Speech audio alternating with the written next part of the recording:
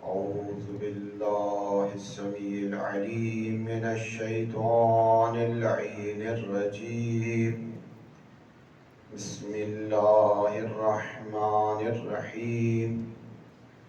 الحمد لله الذي لا يبلغ مدحته القائلون ولا يحصي نعماءه العادون ولا يؤدي حقه المجتهدون.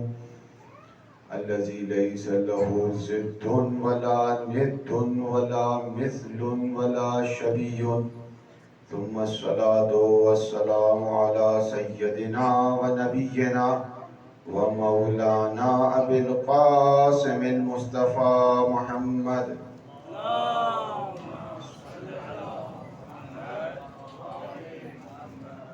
وعلى آله الطيبين الطاهرين المعصومين المظلومين، لا سيما بقية الله في الأرضين ولعنة الله على أعدائهم أجمعين من الآن إلى قيام يوم الدين.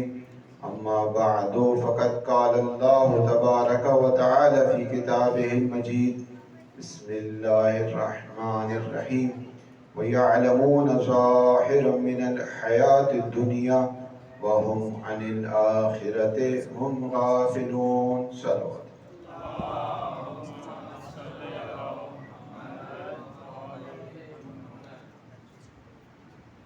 سورہ مبارکہ روم اور آیت کا نشان 7. اس آیت میں پروردگار متعال دو مختلف نظریاتی لوگوں کے نظریات اور عملی اقدام کو بیان فرما رہا ہے کہ ایک وہ ہیں جو اس دنیا کے ظاہر پر ہی نگاہ رکھتے ہیں اور ان کے اقدامات اسی حساب سے ہوتے ہیں، اور دوسرے وہ ہیں کہ جو اس سے بڑھ کر آخرت کو بھی مد نگاہ رکھتے ہیں. یعلمون ظاہرا من الحیات الدنیا، وہ فقط دنیاوی حیات کو چاہتے ہیں، اسی کا علم رکھتے ہیں، اسی کو جانتے ہیں. وَهُمْ عَنِ الْآخِرَةِ هُمْ غَافِلُونَ، جبکہ آخرت سے مسلسل غفلت میں. یہ وہ افراد ہیں جو حسیات کو سب کچھ مانتے ہیں، جو بھی حس میں آئے گا اس کی حقیقت کا اقرار کرتے ہیں، اور جو باتیں حس سے ماورا ہے اس کی حقیقت کا انکار کرتے ہیں.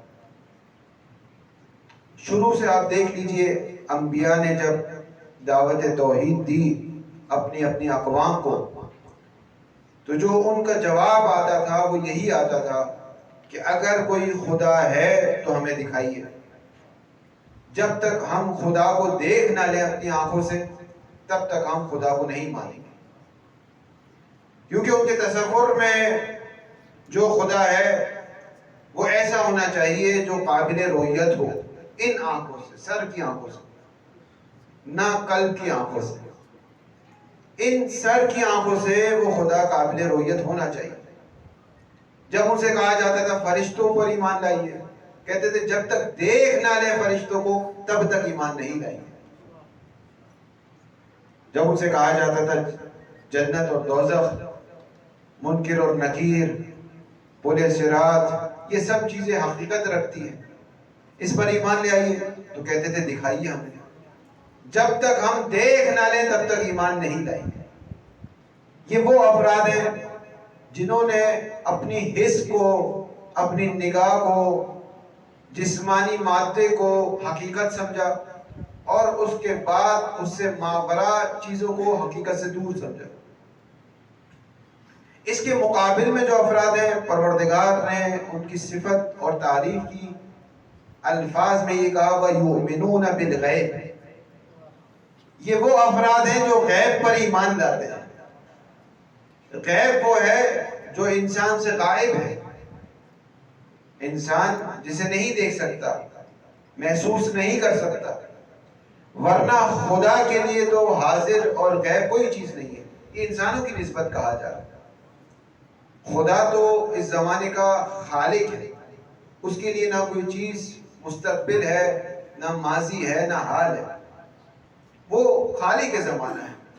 یہ جو کہا جاتا ہے غیب، جیسے ابھی ایک سیکنڈ بعد کیا ہوگا یہ مجھے نہیں معلوم کیا ہوگا، یہ آنے والا ایک ثانیہ میرے لیے غیب ہے، مجھے نہیں معلوم کیا ہوگا، ایک گھنٹے بعد کیا ہوگا میں نہیں جان سکتا۔ اس مکان میں موجود ہوں، اس کے علاوہ جو اس کے باہر مکان ہے وہاں کیا ہو رہا ہے مجھے نہیں معلوم، غیب ہے میرے لیے۔ تو انسان چونکہ محدود ہے زمان اور مکان میں، تو جو چیز اس کے سامنے حاضر ہے وہ حاضر ہے، اور جو چیز غائب ہے وہ غیب ہے۔ مومنین کی صفت یہ ہے یؤمنون بالغیب، کہ وہ غیب پر ایمان رکھتے ہیں۔ جو چیز اس سر کی آنکھوں میں نظر نہیں آ رہی اس کا بھی اقرار کرتے ہیں، اس کا بھی اقرار کرتے ہیں۔ بہت سارے حقائق ایسے ہیں اس عالم میں جس کا تعلق حسیات سے نہیں ہے، جسے آپ محسوس نہیں کر سکتے۔ اسی لیے مشہور واقعہ ہے، میں نہیں جاتا اس واقعے پر، صرف اشارتاً گزروں اس واقعے سے، کہ ایک بہت بڑی شخصیت اسی قسم کی باتیں کر رہی تھی کہ خدا ہے اور نظر بھی آئے گا لیکن قیامت میں نظر آئے گا، کیونکہ جو چیز بھی ہوتی ہے وہ نظر آتی ہے۔ تو ایک فقیر امام جعفر صادق علیہ السلام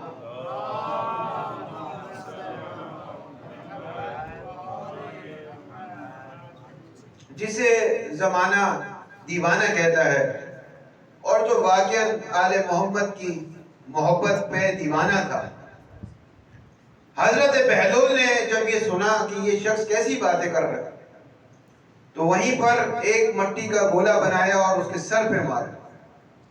بالآخر ان کے شاگردوں نے ان کو پکڑ لیا تو کہا کہ مجھے تم نے زور سے مارا، درد ہو رہا ہے۔ کہا درد ہو رہا ہے تو درد دکھاؤ پھر،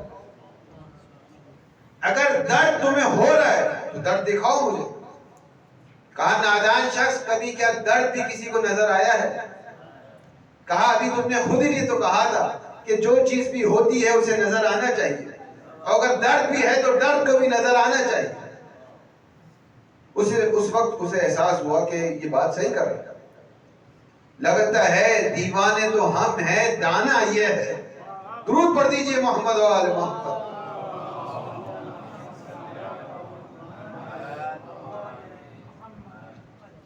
تو یہ جو افراد مومنین کی صفت یہ یؤمنون بالغیب، وہ غیب پر ایمان رکھتے ہیں۔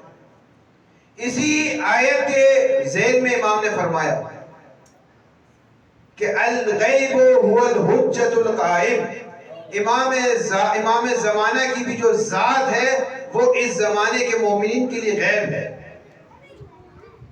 غیب میں امام زمانہ پردہ غیبت میں۔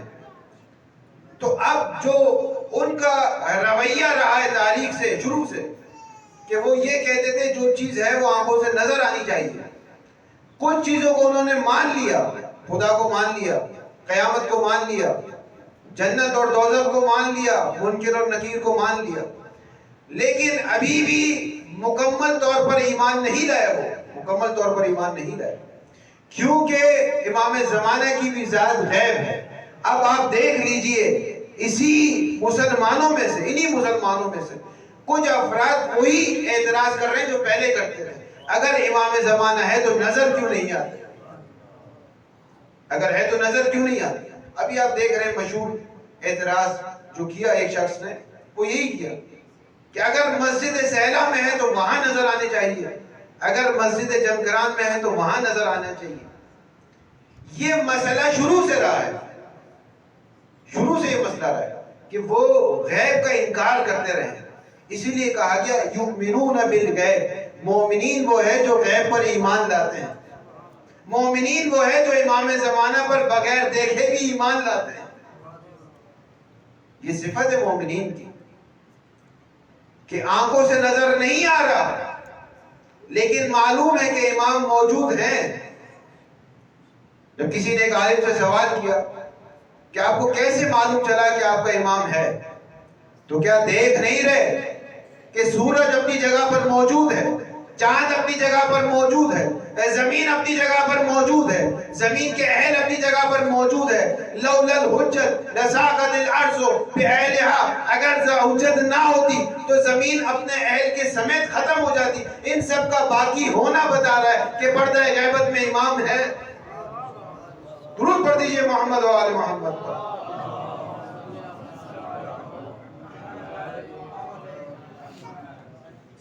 اسی لیے آپ علم کلام میں امام کی تعریف کرتے ہیں کہ امام وہ ہوتا ہے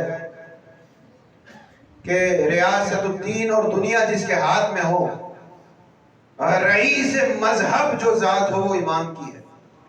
یہ علم کلام کی تعریف ہے، لیکن یہ مکمل اور صحیح تعریف نہیں ہے امام کی. علم کلام میں جو امام کی تعریف کی گئی ہے، اس تعریف کی بنا پر اگر اس ذات کو ہٹا لیا جائے تو اس کے ہٹنے سے آسمان کو کوئی نقصان نہیں پہنچتا. زمین اپنی جگہ قائم رہتی ہے، چاند و سورج اپنی جگہ قائم رہتے ہیں. امامت کی وہ تعریف کریں جو اصول کافی میں بیان ہوئی. لولا الحجت لزاقت الارض باہلها، اگر امام نہ ہو تو پھر نہ زمین رہے گی، نہ آسمان رہے گا، نہ یہ کہکشاں رہیں گے، نہ یہ چاند رہے گا، نہ یہ سورج رہے گا. یہ امام کی حقیقی تعریف ہے. درود پڑھ دیجئے محمد و آل محمد.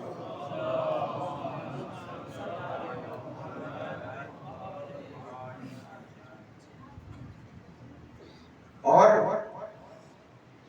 یہ چیز بتا رہی ہے کہ پروردگار متعال جس چیز میں چاہے ارادہ، جو ارادہ کرے وہی متحقق ہوگا. سورہ مبارک طٰہٰ کی آیتوں میں خدا نے حضرت موسیٰ سے سوال کیا کہ اے موسیٰ یہ بتاؤ، وَمَا تِلْكَ بِيَمِينِكَ يَا موسیٰ، موسیٰ یہ بتائیے کہ آپ کے ہاتھ میں کیا ہے؟ جی موسیٰ یہ بتائیے آپ کے ہاتھ میں کیا ہے؟ قَالَ هِيَ عَصَايَ أَتَوَكَّأُ عَلَيْهَا وَأَهُشُّ بِهَا عَلَى غَنَمِي وَلِيَ فِيهَا مَعَارِبُ أُخْرَى، کہ اے خدا میرے ہاتھ میں میرا عصا ہے کہ میں اس پر ٹیک لگاتا ہوں، اس کے ذریعے سے پتوں کو جھاڑتا ہوں اور اپنے جو چوپائے ہیں ان کے لیے غذا فراہم کرتا ہوں. وَلِيَ فِيهَا مَعَارِبُ أُخْرَى، اور اس کے علاوہ بھی کچھ کام ہیں اس عصا کے. یہ مفسرین بیان کرتے ہیں کہ بات زیادہ طویل نہ ہو جائے اس لیے حضرت موسیٰ نے مختصر کیا اپنی بات. وَلِيَ فِيهَا مَعَارِبُ أُخْرَى، کہ اس کے علاوہ بھی اور کام ہے اس عصا کے. تو پروردگار نے کہا فَأَلْقِيهَا يَا موسیٰ، اے موسیٰ اس عصا کو زمین پر تو مارو. فَأَلْقَاهَا، تو جب حضرت موسیٰ نے عصا کو زمین پر مارا، فَإِذَا هِيَ ثُعْبَانٌ مُبِينٌ، تو وہ ایک بڑے اژدہے میں تبدیل ہو گیا.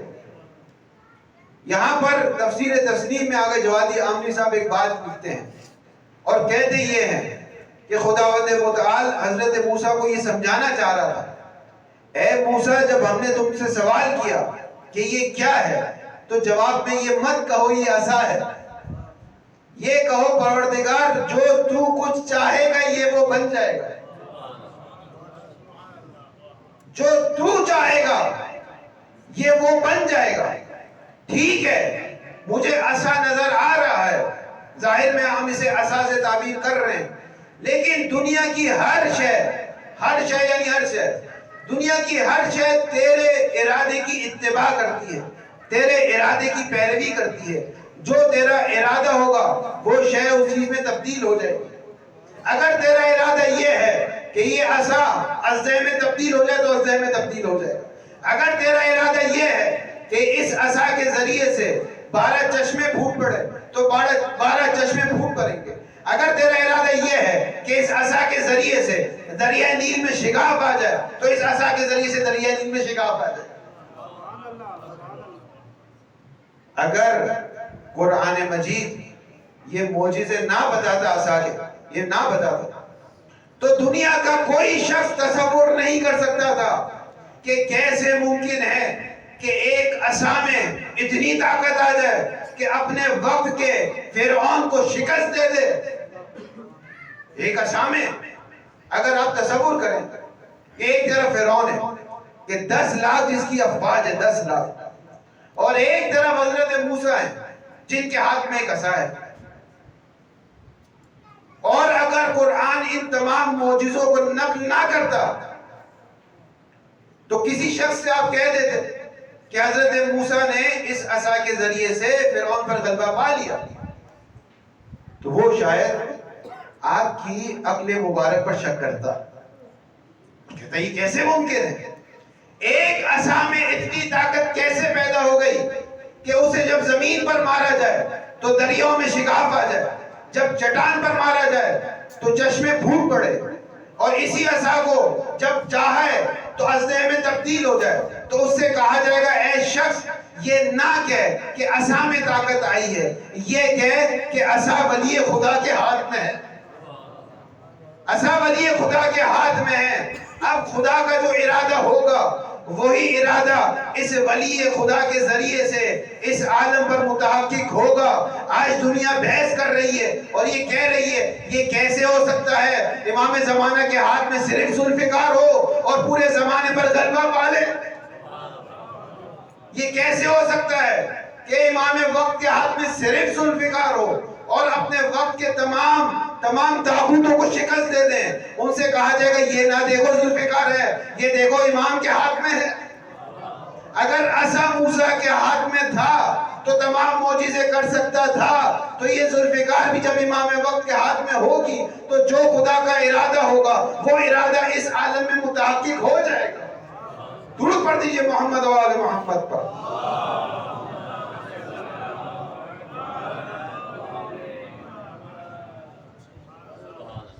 پورا عالم، کائنات کی ہر شے اس کی ارادے کی تابع ہے، اس کے ارادے کے پیچھے چلتی ہے۔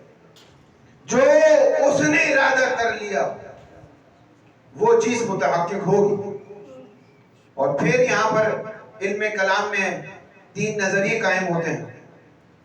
بعض افراد کہتے ہیں کہ اشیاء میں تاثیر نہیں ہے، شے میں تاثیر نہیں ہے۔ ابھی میں نے پانی پیا، اس سے میری پیاس بجھی، وہ کہتے ہیں پانی نے تمہاری پیاس نہیں بجھائی، کیونکہ کسی بھی شے میں تاثیر نہیں ہے۔ سورج نکلتا ہے، روشنی ہوتی ہے، وہ کہتے ہیں روشنی میں تاثیر نہیں ہے، سورج میں تاثیر نہیں ہے۔ ایک وہ نظریہ ہے علم کلام کا۔ ایک وہ نظریہ ہے جو کہتے ہیں کہ پروردگار نے ان میں تاثیر ڈال دی، بات ختم ہو گئی، پانی میں تاثیر ہے وہ آپ کی پیاس بجھائے گا، اور یہ علت تامہ کی منزل پر ہے۔ ایسا ہو نہیں سکتا پانی ہو اور پیاس نہ بجھائے، ایسا ہو نہیں سکتا کہ سورج ہو اور حرارت نہ ہو اور روشنی نہ ہو، یہ نہیں ہو سکتا۔ پروردگار نے ایک چیز کو خلق کر دیا، اس کے بعد ساری تاثیریں اب اس کے اندر ہے۔ اس کے بعد وہ نظریہ آتا ہے جو ہمیں امام معصوم سے ملا۔ امام فرماتے ہیں وَتَسَبَّبَتْ بِلُطْفِكَ الْأَسْبَابِ، کہ سبب نے اگر سبب بننے کو قبول کیا ہے تو اے خدا تیرے لطف کے ذریعے سے کیا ہے۔ اس پانی میں تاثیر ہے پیاس بجھانے کی، لیکن تیرے لطف کے ذریعے سے ہے۔ جب تک تو چاہے گا یہ پانی پیاس بجھاتا رہے گا، جب تو نے نہیں چاہا تو یہ پانی پیتے رہیے، پیاس میں اضافہ ہوتا رہے گا۔ اس غذا میں تاثیر ہے انسان کی بھوک مٹانے کی، یہ تاثیر ہے، اس میں کوئی شک نہیں ہے، لیکن یہ تاثیر نے تاثیر بننے کو قبول کیا ہے۔ خدایا تیرے لطف کے ذریعے سے اس میں تاثیر آئی ہے، تو جب تک تو چاہے گا یہ غذا بھوک مٹائے گی، اور اگر تو نہیں چاہے گا تو علی کا ایک دشمن ایسا بھی ہے جو غذا کھاتا رہتا تھا، اس کے بھوک میں اضافہ ہوتا رہتا تھا۔ درود پڑھ دیجئے محمد و آل محمد۔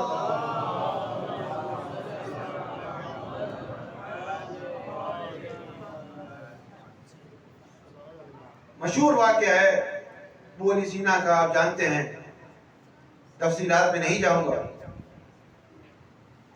کہ جب ایک ماں آتی ہے اپنے بچے کا علاج کروانے اس کے پاس اور کہتی ہے میرے اس جوان بیٹے کا علاج کر دے، اور وہ اس کی نفس کو دیکھتا ہے، اس کا ہاتھ پکڑ کر، تو کہتا ہے یہ نہیں بچے گا، یہ نہیں بچے گا، جاؤ اس سے وصیتیں کرواؤ، آخری باتیں کہو اور دفنانے اور کفن اور ان سب کا بندوبست کرو۔ اب ماں ہے، کیسے سن لے یہ بات اپنے جوان کے لیے، کس دل کے ساتھ یہ باتیں اپنے جگر گوشہ کے لیے سن نہ سکی۔ دوبارہ گئی ابو علی سینا کے پاس، کہا اس کا کوئی علاج کر دو۔ اس نے کہا ابھی تو میں نے بتایا اس کا کوئی علاج نہیں ہے۔ ماں ہے، نا امید نہیں ہوئی، تیسری بار چوتھی بار۔ ابو علی سینا مصروف آدمی تھا، دیگر مریضوں کا بھی علاج کر رہا تھا، اس کا اپنا ایک مذہب تھا جہاں علاج کرتا تھا۔ اس نے غصے میں آ کر کہہ دیا کہ جاؤ اسے فلاں جانور کا فضلہ کھلا دو۔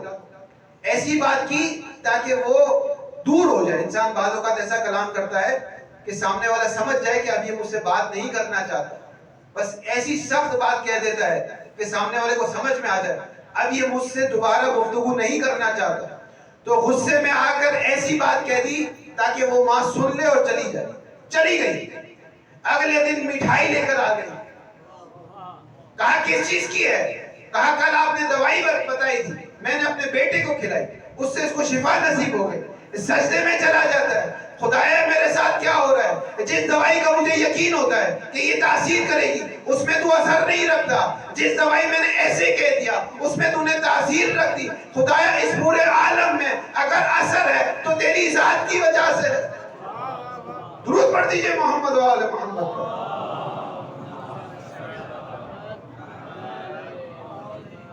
جو ارادہ خدا ہوگا، جو ارادہ خدا ہوگا، اشیاء اس چیز کی اتباع کرے گی۔ اگر چاہے گا تو اس میں بھی شفا رکھ دے گا، اور نہیں چاہے گا تو بہترین ادویہ میں بھی آپ کو شفا نصیب نہیں ہوگی۔ اسی لیے کہا گیا انسان جو بھی جتنے بھی مادی اغراض ہیں انسان اوکلائی لحاظ سے طے کرے۔ مریض ہو ڈاکٹر کے پاس جائے، گھر بنانا ہے مہندس کے پاس جائے، انجینئر کے پاس جائے، کوئی سواری خراب ہو گئی تو اس کے مکینک کے پاس جائے، یہ سب کام کرے وہ، لیکن ذہن میں یہ بات رہے کہ اگر اس میں تاثیر ہوگی تو امام سجاد فرماتے ہیں وَتَسَبَّبَتْ بِاللُّطْفِ كَالْأَسْبَابِ، اگر کوئی چیز سبب بن جائے گی، اگر دوائی سبب بن گئی، اگر وہ مہندس کیا تجربہ سبب بن گیا تو وہ تیرے لطف کے ذریعے سے بنا، تیرے لطف کے ذریعے سے بنا۔ اور خدا کا ارادہ ظاہر کیسے ہوگا؟ کیسے معلوم چلے گا کہ خدا کا ارادہ کیا ہے؟ خدا کیا چاہتا ہے؟ اس کی چاہت کا علم کیسے ہوگا؟ امام فرما رہے قلوبنا اوعیۃ لمشیۃ اللہ اذا شاء شئنا، ہمارے وہ قلوب وہ جگہ ہیں جہاں خدا کے ارادوں کا معلوم چلتا ہے، جب وہ ارادہ کرتا ہے تو وہ ہم بھی ارادہ کرتے ہیں۔ اگر دیکھنا چاہتے ہیں خدا کا ارادہ کیا ہے، خدا کا ارادہ یہ ہے کہ انما نملی لہم لیزدادوا اسما، ہم نے جو کفار کو مہلت دے دی۔ اس آیت کی تلاوت امام مظلوم نے شب عاشور کو کی ہے کہ وَلَا يَحْسَبَنَّ الَّذِينَ كَفَرُوا أَنَّمَا نُمْلِي لَهُمْ خَيْرٌ لِأَنفُسِهِمْ، کفار یہ نہ سمجھے کہ ہم نے جو انہیں مہلت دی ہے یہ ان کے حق میں بہتر ہے، نہ ایسا نہیں ہے۔ انما نملی لہم لیزدادوا اسما، ہم نے مہلت اس وجہ سے دی ہے تاکہ جو بھی ان کے منصوبے ہیں نا وہ پائے تکمیل کو پہنچا لے، جو کرنا چاہتے ہیں اس عالم میں کر لے، اور جب وہ کر لیں گے وَلَهُمْ عَذَابٌ مُّهِينٌ، تو ایک ذلت اور خواری والا عذاب ان کے مقدر میں لکھا جا چکا ہے۔ اس کے بعد امام فرماتے ہیں اس کے بعد والی آیت میں وَمَا كَانَ اللَّهُ لِيَذَرَ الْمُؤْمِنِينَ عَلَى مَا أَنْتُمْ عَلَيْهِ، کہ مومنین جس حالت میں ہیں خدا کا یہ ارادہ ہے کہ ہمیشہ اس حالت میں نہیں رہیں گے۔ حَتَّى يَمِيزَ الْخَبِيثَ